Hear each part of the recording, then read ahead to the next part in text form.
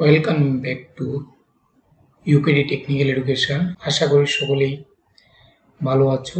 আজকে আমরা আরেকটি নতুন সলিডওয়ার্কসের টিউটোরিয়াল নিয়ে হাজির হলাম। আজকে আমরা যে কাজটি দেখাবো সেটি হচ্ছে কিভাবে একটি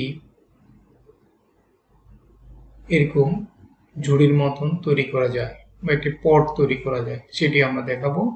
এখানে এই কাজটি করার জন্য আমরা যে সমস্ত টুলস ব্যবহার করব সেই টুলসগুলো নিয়ে আমরা ব্যাখ্যা করব।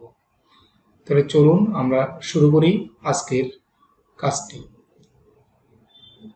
তাহলে আমরা প্রথমে সলিডওয়ার্কসটি ওপেন করব,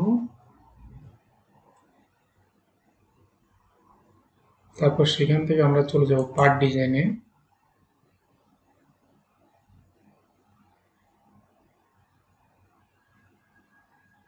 তারপর সেখান থেকে আমরা যাব স্কেচ, আবার স্কেচে প্রম্পট প্লেনে যাব।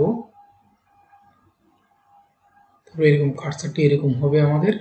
সেখান থেকে আমরা প্রথমে একটি যে স্কেচ, এখান থেকে লাইন কমান্ডে যাব, সেন্টার লাইন আমরা একটা ড্র করব।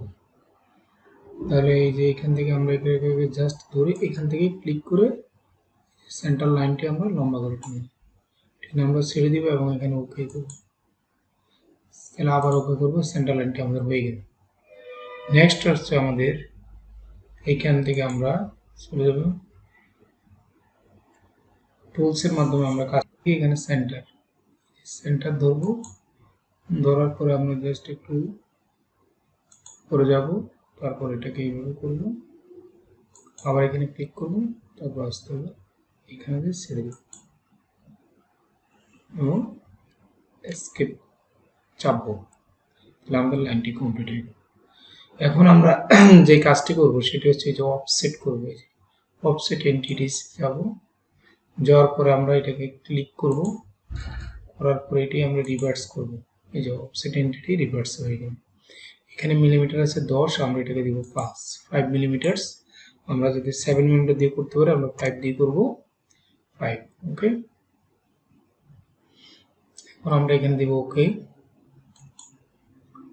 ওকে দেওয়ার পরে এখন দেখি আমরা এখানে এই লাইনটি বরাবর আছে কিনা। জাস্ট আমরা এটা ধরবো, জুম টু এরিয়া, নির্দিষ্ট এরিয়া আমরা জুম করে জাস্ট এরিয়াটুকু আমরা জুম করে দেখব।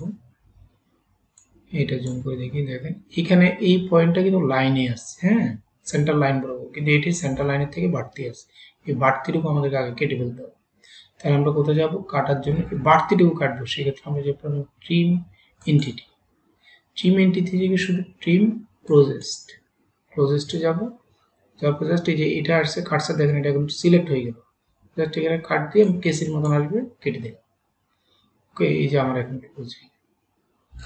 এখন আমি কি করব, জাস্ট এখানে এসে আবার এই যে লাইনে গিয়ে এটাকে ধরবো, পয়েন্ট সিলেক্ট করবো, তারপর এই পয়েন্টে সিলেক্ট। তাহলে আমরা একটা পয়েন্ট সিলেকশন হয়ে গেল। এখন আমরা আবার একইভাবে এটাকে এখানে ওকে দিব। জাস্ট আমরা চেক করবো যে এটা ঠিক আছে কিনা, এটা আমরা আবার ওকে দিই। এখন আমরা এখানে এসে জাস্ট এই যে অংশটা আমরা জুম করে দেব। দেখেন এখানে লাইন একদম লাইন বরাবর আছে, এটাও লাইন বরাবর, মানে এখানে কোনো গ্যাপ থাকবে না। যদি কোনো গ্যাপ থাকে তাহলে কিন্তু এটি রিভলভ হবে না। তাহলে আমাদের অবশ্যই এই এরিয়াটুকু বারবার চেক করে নিতে হবে যে এটা রিভলভ হচ্ছে কিনা। হ্যাঁ, এটি রিভলভ হলে অবশ্যই আমরা কাজটি করতে পারবো। এটি একটা পয়েন্ট গেল। এখন আমরা অপোজিট যে পয়েন্টটি আছে এখানে আসি, এখানে ক্লিক করলাম, আবার এখানে ক্লিক করব, আমরা আরেকটি পয়েন্ট হয়ে গেল। ওকে, আমরা এখানে অ্যাপ্লাই দিব। এখন আমরা এটাকে আবার ওকে দিব। এটাকে আমরা একটু জুম করে দেখবো এই অংশটা ঠিকঠাক আছে কিনা।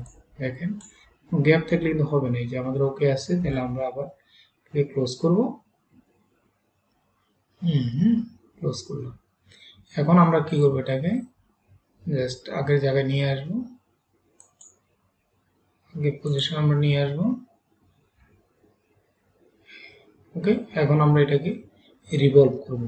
এখানে পিকচারে গিয়ে জাস্ট রিভলভ বস।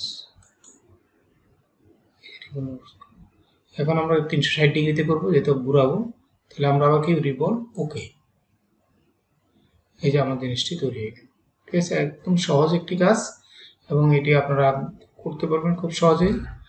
আর এখানে আমরা যদি কালার দিতে চাই, বিভিন্ন কালার আমরা দিতে পারি। এর আগের ক্লাসে আমরা দেখিয়েছি এই জিনিসগুলি। আপনি যে কোনো কালার এটাকে শো করতে পারেন। একটা কালার, এই কালার আছে, এই কালার আছে, যে কোনো কালার আমরা শো করতে পারবো। ওকে, জাস্ট আমরা যে কোনো কালার আমরা চাই সেই কালারটা আমরা এখানে দিব, ওকে দিব। হ্যাঁ, আমরা সহজে এই কাজটা করতে পারি। জাস্ট ওকে, এখানে আমাদের কাজটি হয়ে গেল।